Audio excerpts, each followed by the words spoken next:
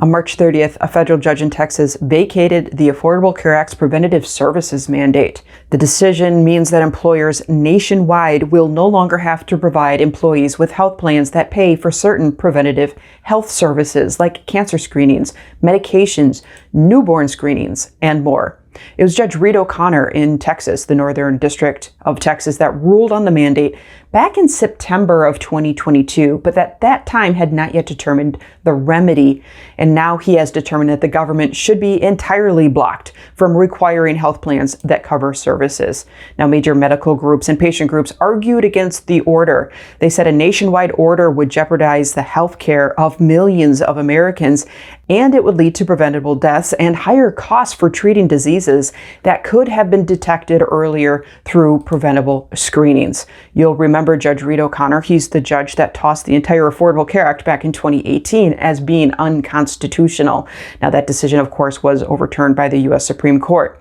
In this case, Judge Reed O'Connor says there's no compelling government interest in requiring preventative services be covered, and he also took issue on how some of those preventative services were selected to be added to the list. Now, preventative services is one of the more popular features of the Affordable Care Act, and we link to the listing of preventative services on the government's webpage, and it is broken up by women, men, and children, so you can see the extent of the services that have been covered.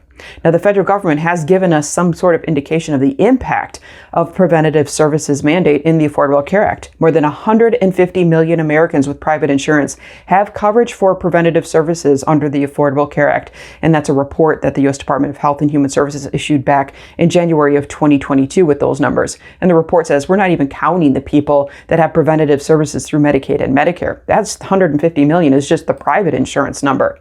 So what's next? Preventative care made free by the Affordable Care Act will continue to be available. Few to no changes can be made in 2023. The health plans have already been issued and people are already being covered under them. This case is also likely to be appealed. It is possible the order could be put on hold during that appeal, so we will keep you posted as it works its way through the courts. In the meantime, you can read that order coming out of Texas. We link to it in the description below.